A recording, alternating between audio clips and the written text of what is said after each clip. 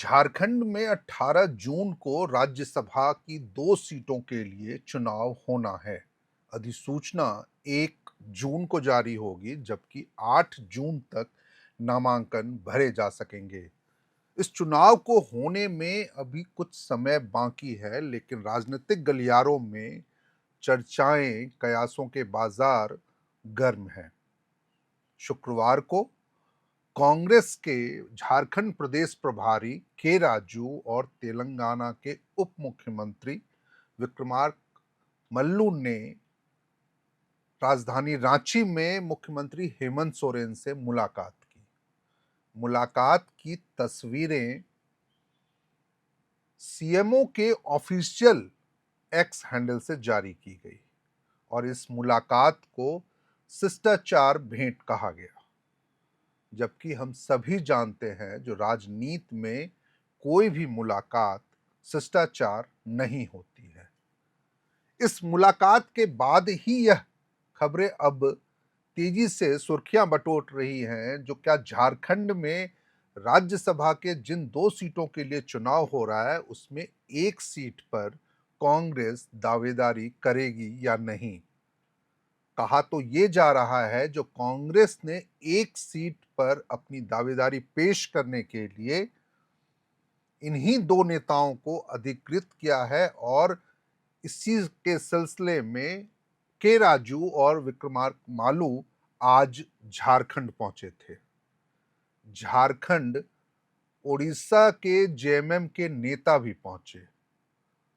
उन्होंने भी सीएमओ कार्यालय में, जो कांके रोड स्थित सीएमओ कार्यालय, आवासीय कार्यालय है, वहां पर मुख्यमंत्री हेमंत सोरेन से मुलाकात की और जेएमएम की ओर से मयूरभंज की पूर्व सांसद और जेएमएम की वरिष्ठ नेता अंजनी सोरेन को उम्मीदवार बनाने की मांग की।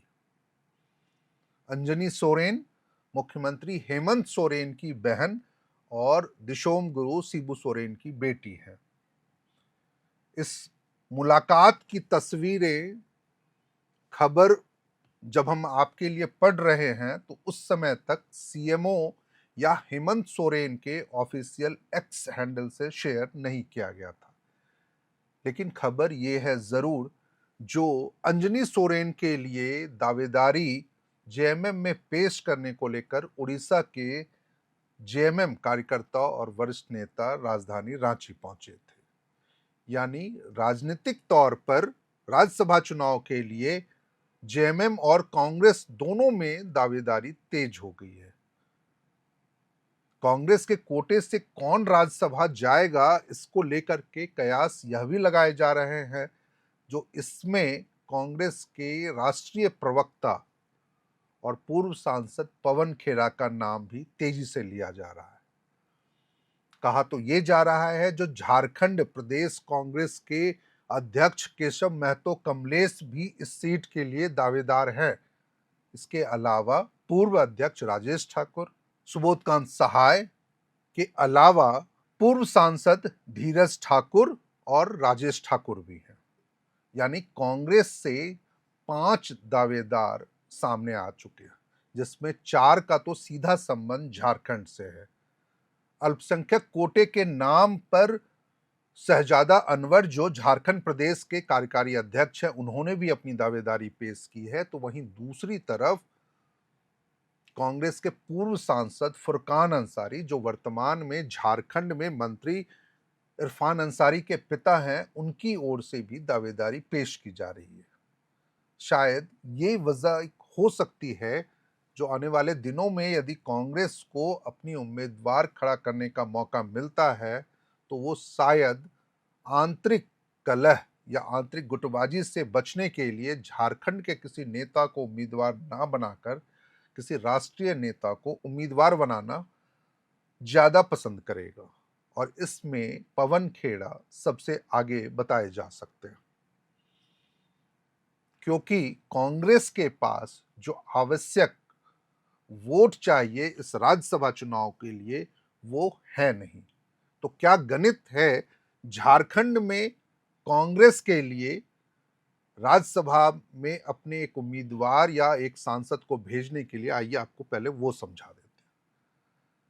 81 सदस्य की झारखंड विधानसभा में वर्तमान में कांग्रेस और जेएमएम के नेतृत्व वाले महागठबंधन के पास 56 विधायक हैं, जबकि विपक्षी एनडीए के खेमे में 24 विधायक हैं।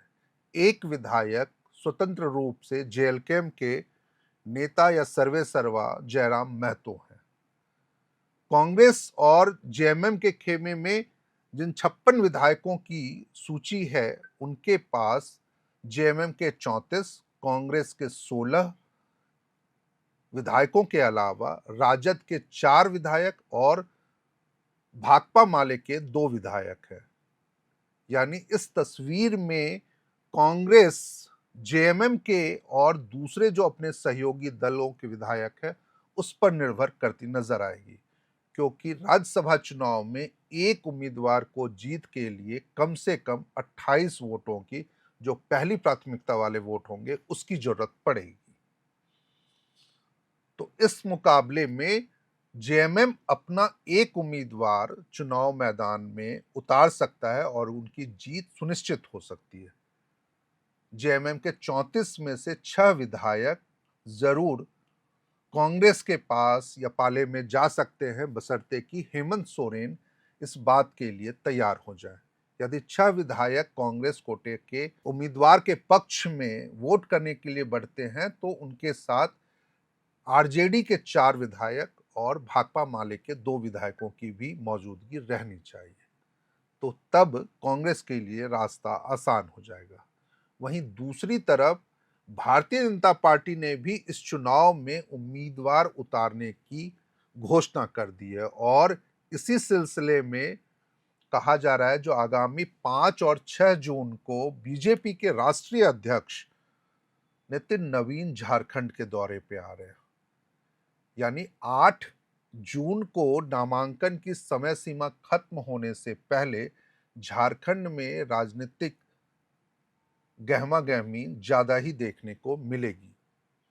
इसके अलावा जो एक महत्वपूर्ण खबर यह है, जो पूर्व में झारखंड से राज्यसभा सांसद बतौर निर्दलीय चुने जा चुके परिमल नाथवानी का भी नाम तेजी से लिया जा रहा है।